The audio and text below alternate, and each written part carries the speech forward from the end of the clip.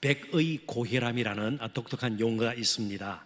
백의, 하얀 옷이라는 뜻이죠. 우리나라 민족을 백이민족 그런 말을 사용하지 않습니까? 하얀 옷을 입고 다니는 사람이 많기 때문이죠. 말 그대로 하얀 옷을 입은 사람을 보면 혈압이 오르는 현상입니다. 그러니까 흰 의사 가운을 입은 사람을 보면, 조금 달리 표현하면 병원에서 혈압을 재면 평소 다른 곳에서 재던 혈압보다 혈압 수치가 높아지는 현상을 일컬어서 백의 고혈압, white coat hypertension이라는 말을 쓰죠. 전문 용어입니다. 이 말은 누구에게나 자신의 건강에 대해서는 긴장감이 있다는 것을 보여줍니다. 사실 우리 모두 병원에만 가면 조금씩 긴장을 하게 되죠. 뭐 죄진 것도 없는데 괜히 좀 이렇게 위축이 되고요. 건강한 사람도 병원에 가면 병자처럼 느끼는 경우들이 간혹 있습니다. 자, 우리가 조금 대상을 달리해서 십자가 앞에서는 과연 우리가 어떤 태도를 가지고 있을까? 마음의 자세는 어떨까? 나를 위해서 십자가 지신 예수님의 몸된 교회 지체로서 예배를 드리는 이 시간, 나는 예수님 앞에서 어떤 모습을 보일까? 아예 영적으로 무감각한가? 아니면 다소 영적인 긴장감을 가지고 정말 은혜를 사모하고 예수님이 떠오르고 십자가의 그 은혜가 다시금 마음속에서 되새겨지면서 뭔가 나의 삶을, 나의 영혼을 움직이게 만드는 그런 일이 우리 가운데 있는가 질문을 던져보았으면 좋겠습니다. 그래서 오늘 나눌 말씀의 주제는 십자가의 사람으로 살아가기입니다. 한번 따라해 보시겠습니까? 십자가의 사람으로 살아가기. 우리가 십자가의 사람으로 살아간다는 것이 얼마나 중요한가 오늘 본문을 통해서 좀 살펴보기를 원해요.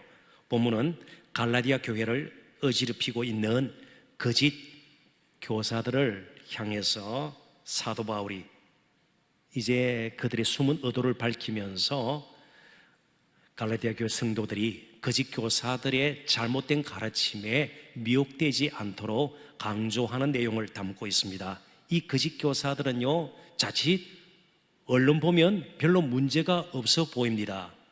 그들이 주장하는 바를 제가 좀 설명을 드리겠습니다. 예수님의 십자가뿐만 아니고 우리는 하나님께서 분명히 명하신, 아브라함에게 명하신, 이스라엘 자손 대대로 명하신 할례를 받아야 구원을 얻는다. 그렇잖아요. 십자가 참 좋은 것이지만 할례를 받아야 좀 더 하나님 앞에 거룩한 백성으로 우리가 살아갈 수 있고 또 하나님의 구원받은 백성됨을 드러내면서 살 수 있지 않은가. 그래서 이러한 사람들을 할례주의자들이라 그렇게 일컫게 됩니다. 그뿐이 아닙니다. 예수님의 십자가만으로는 구원이 온전치 못하니까 유대교 전통들을 저희들이 이어받아서 잘 그 정통 따라 살아야 된다. 그래서 그들이 그렇게 주장하는 것을 일컬어서 유대주의자들이라 부르게 되었습니다. 그리고 그뿐이 아닙니다. 율법을 지킴으로 십자가의 그 은혜와 더불어서 우리가 구원을 얻을 수 있다. 그래서 율법주의자들이라고 불리는 자들이 바로 이 거짓 교사들입니다. 그런데 여기에 속임수가 있다는 것이죠. 사도 바울이 그들이 그처럼 할례를 주장하는 이유는 육체의 자랑을 위한 수단으로 삼기 위함이다. 그렇게 사도 바울이 지적을 하는 것이에요. 정말 하나님 그 사랑과 은혜에 감사해서 어떻게든 하나님 말씀대로 살고자 발부둥치면서 그렇게 그들이 주장하는 것이 아니라 태어난 지 8일 만에 남자아이의 양핀을 끊어내는 그 할례 의식을, 자, 우리는 이제 할례 받은 하나님의 백성이다, 뭔가 자랑하기 위한 것이라는 겁니다. 자신을 드러내는 수단으로 삼았다는 것이죠. 그래서 실제로 그들은 예수 그리스도의 십자가에는 관심이 없었고 다만 자신들의 의와 공로를 드러내는 데에만 마음을 두었다는 겁니다. 오늘도 조금 표현은 다르지만 종교주의자들이 목사로부터 성도에 이르기까지 다 있어요. 내가 무엇인가 이루어냈다, 공적, 우리가 열심으로 경건생활을 하고 기도를 많이 해서 이런 것을 성취했다, 공로주의가 모습을 달리하면서 교회에 만연되어질 수 있는 것이죠. 자신들의 의와 공로, 하나님의 그 은혜보다 그런 것을 더 내세우는, 이게 모든 종교의 특징이기도 해요. 좀 더 지성으로 정말 좋은 재물을 가지고 제사를 드려야 우리의 신이, 섬기는 신이 흡족하게 받으시고, 그리고 우리를 용납할 것이고 또 복을 내려주시고 화를 면하게 해주실 거다. 우상 숭배도 있는 것이에요. 그래서 지성으로 제사를 드리게 되고, 때로는 굉장히 금욕주의적인 그런 경건 생활을 강조하는 그런 종교 분명히 우리 주위에도 있고요, 지금까지도 있어 왔습니다. 그런 경우 진정으로 복음 안에서 누려야 할 자유가 없게 됩니다. 늘 신 앞에서 두려움과 떨림 가운데 살아야 되고요, 사람들의 눈을 의식하면서 살게 되는 것이죠. 바울은 갈라디아 교회 성도들이 더 이상 이런 거짓 가르침에 속아서 복음의 자유에서 멀어지는 것을 원치 않았습니다. 그래서 11절에 보면 내 손으로 너희에게 이렇게 큰 글자를 쓴 것을 보라, 이렇게 말씀하고 있습니다. 이게 무슨 말일까요? 내 손으로 너희에게 이렇게 큰 글자로 쓴 것을 보라. 지금까지는 사도 바울이 눈이 침침했던지 아마 여러 가지 다른 이유가 있었는지 모르겠습니다. 갈라디아 교회 성도들에게 편지를 쓰면서 자신이 친필로 쓰지는 않았다는 뜻입니다. 대필자, 대신해서 편지를 쓰는 사람을 통해서 자신이 일러주면 그 말을 받아서 적는 대필자를 통해서 지금까지는 갈라디아서를 써내려왔지만 지금부터는 그럴 수가 없다는 겁니다. 굉장히 이제는 사도 바울도 작정을 하고 십자가의 복음을 강조하기 위해서 이제 펜을 들었다, 그런 뜻입니다. 오늘도 교회 내에서 우리의 신앙생활 가운데서 심지어 가정에서도요, 두 가지의 영성이 부딪히는 것을 보게 됩니다. 한 가지는 할례주의 영성이에요. 인간의 공로와 의를 주장하는 것입니다. 자꾸만 우리가 무엇을 해낸 것에 대해서 드러내는 것이에요. 자랑하는 것이에요. 그래서 내가 열심으로 하나님을 섬기고 봉사하고 헌금을 많이 했더니 하나님께서 이런 복을 주셨다. 굉장히 그럴듯한데 이게 할례주의 영성이고 종교주의적 영성이에요. 그러려면 자신이 드러나게 되고 인정을 받게 되죠. 반대되는 영성이 십자가 영성입니다. 나 된 것은 오직 하나님의 은혜로, 이 형편없는 버림받기에 마땅한 나를 하나님께서 불쌍히 여기셔서 예수 그리스도의 십자가 그 은혜로 나를 정하신 때에 부르셔서, 그리고 힘을 주셔서 도와주셔서 이렇게 했습니다. 그래서 나 된 것은 십자가의 은혜로 된 것뿐만 아니고 내가 다른 모든 사도들보다 더 많이 수고하였으나 내가 한 것이 아니고 오직 하나님의 은혜로라. 이 두 가지의 영성이 사실은 우리 안에 있어요. 그렇기 때문에 늘 부딪히는 겁니다. 그래서 우리가 십자가의 사람으로 살아가기 위해서는요, 이 할례주의적인 영성, 이 영성을 자꾸만 우리 자신이 거부해야 되는 겁니다. 그래서 사도 바울도 날마다 내가 내 몸을 쳐서 복종시킨다 그랬어요. 왜요? 자꾸만 자신을 드러내고 싶은 마음이 사도 바울에게는 있었거든요. 그리고 자신이 어렵고 힘든 일을 겪을 때는요, 정말 그 고난을 피하고 싶은, 자신이 약해지는 것을 원치 않는 그런 부분이 그에게도 분명히 있었기 때문에 그렇습니다. 정말 십자가의 영성, 하나님의 은혜와 하나님의 의를 강조하는 이 영성이 우리 한국교회에 다시 회복되어야 될 것이에요. 그리고 우리의 개인의 삶에도 정말 이 십자가의 영성이 가득해야 우리가 십자가의 사람으로 살아가게 될 것입니다. 그러기 위해서 우리는 조금 더 작은 주제를 가지고 말씀을 더 깊이 살펴보기를 원합니다. 첫 번째는 십자가의 능력이에요. 12절을 제가 읽어봅니다. 무릇 육체의 모양을 예래하는 자들이 억지로 너희에게 할례를 받게 하면 그들이 그리스도의 십자가로 말미암아 박해를 면하려 함뿐이라. 거짓 교사들은 육체의 모양을 내기 위해서 자신들이 먼저 할례를 행했을 뿐만 아니고 다른 사람들에게도 성동에서 할례를 받도록 강요를 했습니다. 그러나 실제로 그들은 할례 외에는요, 하나님께서 명하신 다른 율법은 전혀 지키지 않았음이 13절에 보면 분명하게 나타나고 있습니다. 13절 제가 읽어봅니다. 할례를 받은 그들이라도 스스로 율법을 지키지 아니하고 너희에게 할례를 받게 하려는 것은 그들이 너희의 육체로 자랑하게 하려 함이라. 그들에게서 할례는 자신 죄악을 숨기고 가리는 하나의 도구에 불과했습니다. 그러니까 겉으로 드러나는 데 자꾸만 익숙해지는 영성을 이 할례주의자들이 가지고 있었다는 것입니다. 그들의 실질적인 관심은 하나님의 말씀에 따라 어떻게 살 것인가 고민하지 않았어요. 내가 하나님의 말씀에 벗어나는 결단이나 선택을 하지는 않을까, 내가 지금 하고 있는 일이 하나님 보시기에는 어떨까, 여기는 전혀 관심이 없었습니다. 사람들이 나를 어떻게 알아줄까, 사람들이 나를 어떻게 인정을 해줄까, 나의 이 드러나는 모습에 대해서 사람들은 어떻게 평가할까, 이것밖에는 관심이 없었다는 것입니다. 사람의 눈과 사람의 평판이 그들의 삶의 기준이 되고 있었던 것이죠. 그래서 그들은 가지고 있는 그들의 참된 모습은 드러나는 것을 원치 않았습니다. 그러니까 점점 위선적이 될 수밖에 없죠. 속에 어떤 생각을 하고 있는지, 하나님 앞에서 내가 산다면, 십자가 앞에 나의 모습을 감출 수 없다면, 내가 이런 생각하는 것조차, 내가 이런 모습, 남이 알지는 못하지만 드러나지 않는 곳에서 나의 행동, 나의 생각들, 이런 것들이 고쳐지면서 계속해서 신앙이 아름답게 다듬어질 수 있는데, 사람의 눈만 의식하게 되면 그런 부분에 대해서는 전혀 예쁨이 없게 된다는 것입니다. 이게 함정이 될 수 있다는 것이죠. 그렇지만 몇 가지 선한 행동을 하고 종교적인 열정을 가지고 있다고 해서 우리의 마음의 내면이, 그리고 중심이 변화될 수는 없어요. 철저하게 십자가의 사람으로 살아간다는 것은 우리 내면과 중심이 먼저 변화해서 새로운 인생이 되는 가운데서 이제는 우리의 행동도, 인생의 목적도 달라지는, 그러니까 순서가 달라지는 것이에요. 그렇게 살아가는 것이 십자가의 영성을 가지고 십자가의 사람으로 살아가는 겁니다. 그런데 오직 우리의 중심을 바꿔놓고 우리의 내면을 변화시킬 수 있는 것, 본질을 추구하게 만드는 것은 십자가밖에 없다는 것입니다. 할례, 외형적인 종교 행위로는 결코 중심이 바뀌지 않습니다. 마음의 할례를 받아라. 그래서 신약 성경에도, 심지어 구약 성경에도 이런 표현을 쓰는 것은요, 우리의 중심이 변화되는 것이, 내면이 변화되는 것이 더 우선되어야 된다는 것을 강조하기 위함입니다.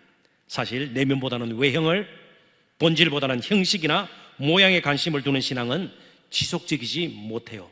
너무 올라갔다 내려갔다, 참으로 균형을 잃기가 쉽고 성장 또한 기대하기 힘들다는 사실을 우리는 늘 잊지 말아야 합니다. 복음은, 십자가는 우리의 내면과 중심의 변화에 관심을 둡니다. 너무 사람의 말과 눈을 의식해서는 안 될 것입니다. 그런데 오래전에 이 목사님께서 오늘 성도들이 가지고 있는 이 갈등을 이미 진단을 하고 이렇게 지적한 적이 있습니다. 영국의 마틴 로이드 존슨 목사님, 그분의 말을 제가 좀 인용을 할까 합니다. 오늘 교회가 당면한 가장 큰 문제는 영적 피상성, 그러니까 겉으로 드러나는 모양, 그런 것에 점점 교회가 집착을 하게 되고 관심을 두게 된다는 것입니다. 즉, 진지함이 결여된 얕고 거칠해진 영성이다. 그럼 교회는 실질적으로 거룩한 능력을 잃게 되는 것입니다. 제가 사진 한 장을 여러분들에게 보여드릴까 합니다. 이번에 러시아 선교팀이 우스리스크에 있는 사랑의 빛 교회를 다녀왔습니다. 이틀에 거쳐서 여름 성경 학교를 열었는데요, 첫날 이 아이가 와서 여름 성경 학교를 시작할 때에 저렇게 무릎을 꿇고 기도하는 거예요. 한국 아이가 아니에요. 러시아 아이예요. 고려인입니다. 그러니까 아마 4세대, 5세대 정도 되었을 거예요. 고려인이에요. 엄마도 고려인이고요, 갓난 아기 동생이 있는 것을 제가 보았습니다. 3살이나 4살쯤 된 아이인데 누가 이렇게 기도하라고 시켰을까요? 여름 성경학교 선생님이 너 이제 왔으니 이렇게 기도해라. 아니요, 자기가 저렇게 하는 거예요. 또 자신이 사진 찍힐 줄 알고 어떻게든 이 어린아이가 경건한 모습을 내가 보여야지, 혹시 이게 한국 동산교회 줄 설교 때 화면으로 비칠지도 몰라. 아이에게는 그런 생각이 없죠. 사진이 찍히는지를 잘 몰라요. 우리는 어때요? 사진이 찍힐 때 주로 이 식당에서 왜 사진을 자꾸 찍는 건지 모르겠어요. 그죠? 양쪽에 앉아 있으면 또 사진을 찍으려 하면요, 씹던 밥도 멈추고요, 아주 경건한 모습을 보여야 되는 것이에요. 그뿐이에요.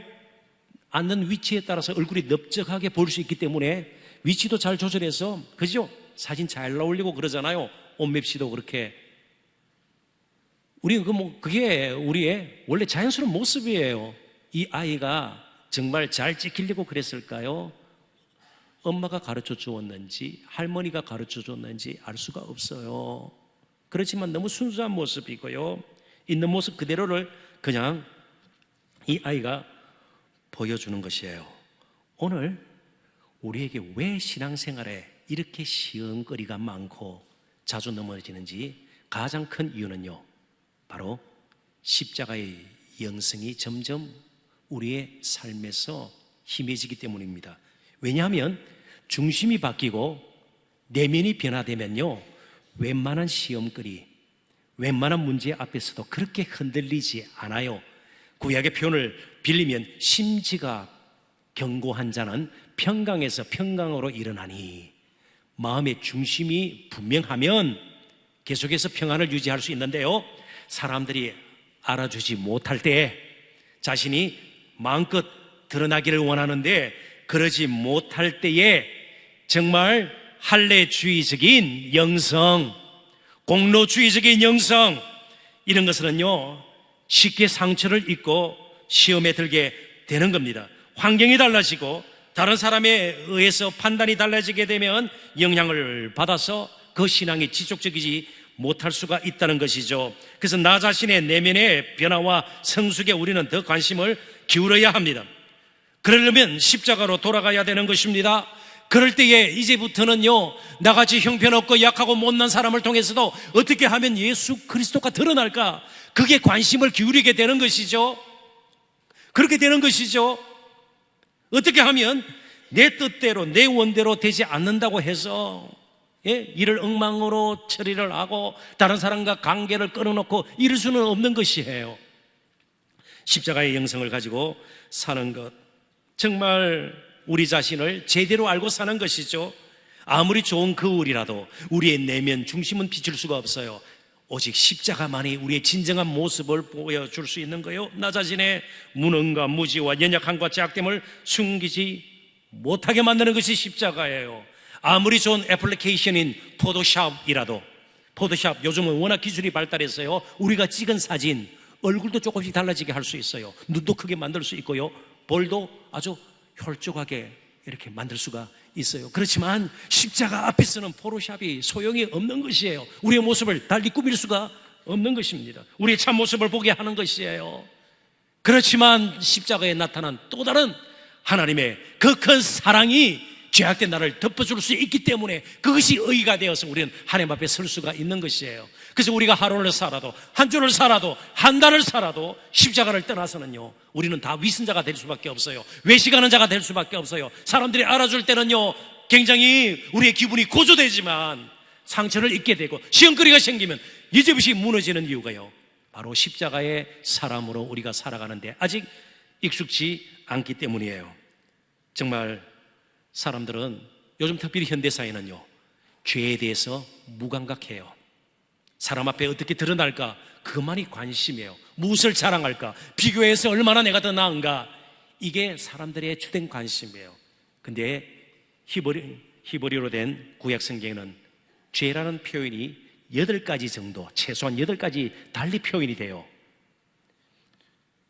죄에 대해서 우리가 그만큼 심각하지 않기 때문에 정말 하나님의 은혜와 긍휼과 용서 없이는 우린 제대로 살 수 없다는 존재임을 가르쳐주기 위해서 죄라는 그런 표현하는 단어가 8가지나 나타난다, 그 말입니다. 십자가의 능력을 우리는 날마다 잊지 말아야 합니다. 두 번째, 십자가의 고난입니다.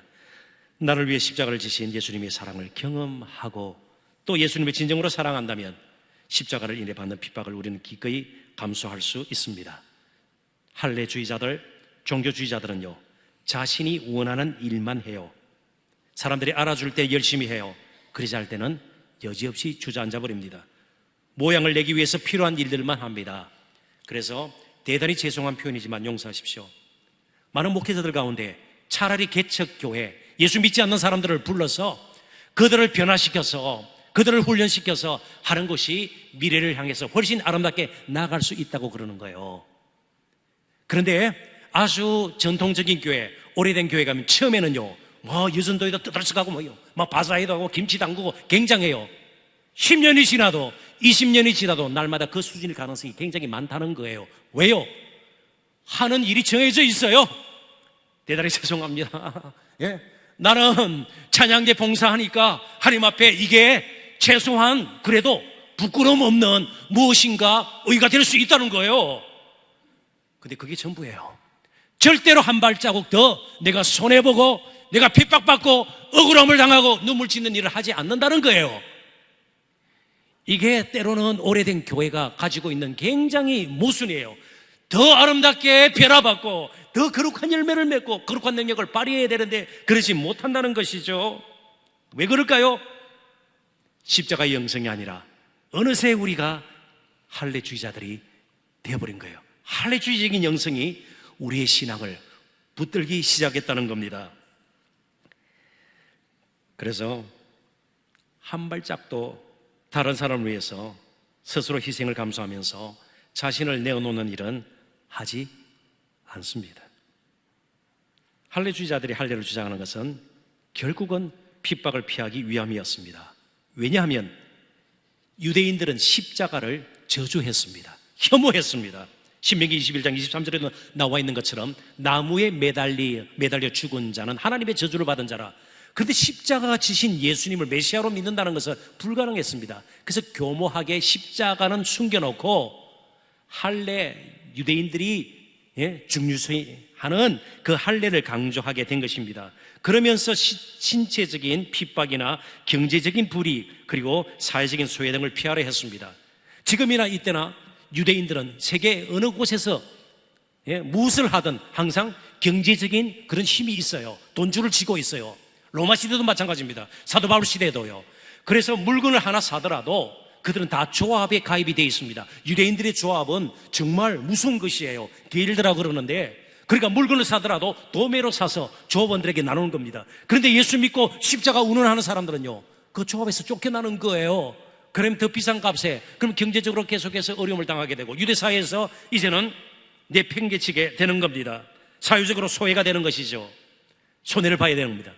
십자가를 붙들고 사는 것이 사실은 그럴 수 있는 것이죠. 신앙에는 십자가 때문에 당하는 핍박도 포함이 됩니다. 신앙이 성장한다는 것은 십자가 때문에 잃는 것이 점점 많아진다는 뜻이에요. 그리고 그 핍박에 점점 익숙해지는 것을 의미합니다. 이제 이렇게 풀이할 수 있습니다. 십자가가 무거울 때가 있어요. 주저앉을 때가 있어요. 그렇지만 십자가가 무겁기 때문에 예수님을 따르지 못하는 일은 한 번도 없어요. 십자가를 지지 않기 때문에 결국은 예수님을 따르지 못하게 되는 거예요. 왜요? 십자가는 또 다른 하나님의 은혜요 능력이기 때문에 그렇습니다. 길드에서 쫓겨난다 할지라도 십자가를 붙드는 자는 하나님께서 책임지세요. 하나님께서 그 가정을 붙들어 주세요. 하나님께서 포기하지 아니하시고 내 인생 끝나는 그날까지 나를 붙들어 가실 것입니다. 예수 그리스도의 십자가가 이제 우리의 소망이 되어야 되고요, 능력이 되어야 되고요, 그 십자가로 말미암아 받는 고난을 기뻐하는 자리까지 우리는 나갈 수 있어야 합니다. 이번에 제가 러시아에 가서 한 가지 배운 것이 있습니다. 이번에 세 번째 갔는데요, 이전에는 제가 그렇게 깊게 느끼지를 못했습니다. 우리나라보다 훨씬 사는 게 열악해요. 인프라도 그렇고요, 도로 포장도 안 된 곳이 많아요. 흙길이 많아요. 도로는 많이 망가져 있고요, 경제적으로도 굉장히 우리나라보다 뒤떨어져 있어요. 그런데 항상 차보다 보행자가 먼저였습니다. 한 사람이라도 보행자가 지나가면요, 차들이 다 멈춰서요. 우리나라는요, 차가 오면 사람이 피해야 돼요. 사람이 멈춰야 돼요. 그리고 신호등이 없는 곳에는 거의가 상대방 차량에게 다 양보를 하는 거예요. 아무리 차가 밀려도요, 먼저 가라는 거예요. 먼저 가라. 그래서 이게 문화구나, 이게 문화의 힘이구나, 그런 생각을 하게 되었습니다. 저는 사랑하는 성도 여러분들에게 이렇게 도전하고 싶습니다. 저에게도 도전하는 것이에요. 우리가 정말 십자가의 고난, 십자가로 말미암아 핍박을 받을 때에 집문서를 가지고 교회에 바쳐라, 그런 게 아니에요. 감옥에 갇히고 예수 믿기 때문에요. 때로는 생명을 잃고 순교의 제물이 되고, 그게 아니에요. 그럴 수도 있지만 성경은 그걸 이야기하지 않아요. 때로는 상식 수준에서, 때로는 누가 보더라도 기본적인 것에서 실패하지 말라는 것이에요. 상식선에서 먼저 최소한의 도덕성과 윤리성을 우리가 회복해야 된다는 겁니다. 이 목회자부터 그렇게 해야 돼요. 목회자들 가운데 거짓말 서설하는 사람 한둘이 아니에요. 한둘이 아니에요. 목회자들 가운데 돈 욕심 있는 사람 없을까요? 있어요. 누구나 있지만 그걸 주제하지 못하는 사람들도 있는 것이에요. 최소한의 도덕성과 윤리성을 회복하는 겁니다. 이 사람은 신학자도 아니에요. 목회자도 아니에요. 그냥 공학대학 교수예요. 박희준 연세대 산업공학과 교수. 이분이 글을 하나 썼는데요. 뭐 책을 쓴 것도 있습니다. 제가 최근에 그분의 글을 읽었습니다. 너무 재미있게 또 제가 찔리는 부분도 있었고요. 그리고 글 제목이 너무나도 흥미로웠습니다. 당연한 것이 그리운 세상. 오늘 세상은요, 뭔가 다른 사람보다 특별해야 되는 거예요. 뭐 아이돌 가수가 되든지, 그죠? 다른 사람보다 특별해야 돼요. 뭔가 1등 해야 돼요. 굉장히 잘나야 돼요. 많이 가지고 있어야 돼요. 뭐 특별해야 돼요. 안에 무엇을 숨기고 있는지 관계없어요. 사람 보기에 특별해야 되는 것이에요. 근데 이 특별한 사람들이 때로는 당연한 것에 형편없는 모습을 보일 때가 있어요. 그리스도인도 마찬가지입니다. 교회 와서 경건하지 않은 사람이 어디 있어요? 다 목사예요. 중직자예요. 오랫동안 신앙생활 다 했습니다. 근데 당연한 것에 형편없는 모습을 보이는 사람들이 있을 수 있다는 것이죠. 글의 일부를 소개합니다. 우리의 삶 속에서 지금껏 무시하고 지나쳤던 당연함을 작은 것부터 실천하는 노력이 필요하다. 여기서부터 출발을 해야 된다는 겁니다. 한번 예를 들어 볼까요? 도림천에서 산책하시는 분들이 많이 있어요. 근데 보면 화살표를 오른쪽에 이렇게 그려놨어요. 그러면 뭐 하라고요? 왼쪽으로 가지 말고 오른쪽으로 가야 사람이 부딪히지 않아요, 서로. 우리 교회 앞에 신호등이 있어요. 빨간불인데 한번 양쪽으로 힐끗 쳐다본 다음 손살같이 동산교회 안으로 들어가요. 근데 믿지 않은 이웃들이 신호등 기다리고 있다가, 파란불 바뀔 때 기다리고 있다가, 저렇게 해서 교회 들어가서 뭐 하려고 그렇지? 그럴 수 있지 않겠어요? 우리가 사는 동안 각가지 약속이 있어요. 특별한 경우 우리들이 약속을 지키지 못할 때가 있지만, 약속을 언제나 지키지 못하는 사람들이 있을 수가 있어요. 당연한 것이 정말 그리운 세상, 이 부분에 대해서 우리가 생각해 보아야 합니다. 오늘 교회에서 무슨 기도가 부족하고 성경 공부 프로그램이 부족하고 아니에요. 때로는 당연한 것이 지키지 않아요. 당연한 것이, 성도라면 최소한 이런 부분에서는 당연하게 보여야 할 그런 모습들, 또 관계에서 분명히 드러나야 할 이런 부분들이 너무 형편이 없다면 그게 과연 교회인가 말이죠. 질문을 던져보아야 합니다. 십자가는 이렇게 풀이할 수 있습니다. 십자가는 많은 사람들에게 혜택을 주고 행복을 주고, 그리고 구원을 얻기 위해서 값을 내가 치르는 거예요. 예수님이 십자가 보여주는 것이, 그게 하나님의 사랑, 구체적으로 우리가 생각을 해야 돼요. 십자가는 내가 값을 치르는 것이에요. 내가 값을 치르는 것이에요. 사랑끼리 관계에서도 어떤 일을 할 때에도 내가 좀 손해볼 줄 알고, 내가 조금 아플 줄 알고, 내가 조금 다른 사람보다 덜 인정을 받고 드러나지 않더라도 십자가의 영성을 가지고 사는 것은 그렇게 우리에게 구체적으로 드러날 수가 있는 겁니다. 그래서 십자가는 사실은 저와 여러분들에게도 불편하고 낯선 것입니다. 그러나 십자가 밖에서는 우리 모두가 위선자밖에 되지 않아요. 위선자밖에 되지 않아요. 다 외식하는 사람이에요. 거칠해적인, 그런데 관심을 기울일 수밖에 없게 되는 겁니다. 그렇다면 남은 평생 우리가 해야 할 일이 무엇입니까? 십자가를 자랑하면서 살아야죠. 십자가의 자랑입니다. 14절 다 같이 한번 읽어보도록 하십시다. 다 같이 읽습니다. 그러나 내게는 우리 주 예수 그리스도의 십자가 외에 결코 자랑할 것이 없으니 그리스도로 말미암아 세상이 나를 대하여 십자가에 못 박히고 내가 또한 세상에 대하여 그러하니라. 아멘. 사도 바울은 그렇게 무식한 사람이 아니었습니다. 광신주의자가 아니었습니다. 정신 나간 사람이 아니었습니다. 그는 엘리트였습니다. 율법학자였고요, 로마 시민권자였고요, 그리고 그리스 철학과 문화에 대해서 정말 박식한 사람이었습니다. 사내들인 고경원이었습니다. 정치적인 권력도 쥐고 있는 사람이었습니다. 젊음이 있었고요, 열심히 있었습니다. 그렇지만 자기를 드러내는 거 원치 않았습니다. 오직 십자가만 그는 자랑한다고 그랬습니다. 왜? 그의 인생을 바꿔놓은 것이 십자가이기 때문에 그렇습니다. 그래서 이전에 그가 추구하고 붙들었던 세상의 가치관들, 그런 것들을 이제는 다 그는 포기를 하고 말았습니다. 그것이 바로 세상이 나를 대하여 십자가에 못 박히고 내가 또한 세상에 대하여 그러하니라. 여기 못 박는다는 말은 관계를 끊었다는 겁니다. 여기 세상은 단순히 사람들이 모여 사는 우리의 직장이나 생업터가 있는 가정이 있고 학교가 있는 것을 의미하지 않습니다. 여기 세상은 자기 영광을 추구하며 세속적인 가치관을 가지고 사는 삶의 방식을 의미합니다. 나는 이제 삶의 방식을 바꾸었다는 겁니다. 십자가의 방식으로 내가 손해보는 쪽으로 그렇게 결정을 하고 살기로 작정을 했다는 겁니다. 십자가만이 그에게는 이제는 자랑이었고 소망이었습니다. 그 십자가를 자랑하면서 평생 그는 살기로 한 겁니다. 이제 오늘 왜 우리가 전도와 선교의 열정이 식어버렸는가? 우리 자신이 십자가를 자랑하지 않기 때문에 그렇습니다. 십자가를 사랑하지 않기 때문에 그렇습니다. 우리 자신이 십자가를 싫어하기 때문에 그런 것이죠. 이제 말씀을 맺으면서 저는 시를 하나 여러분들에게 소개할까 합니다.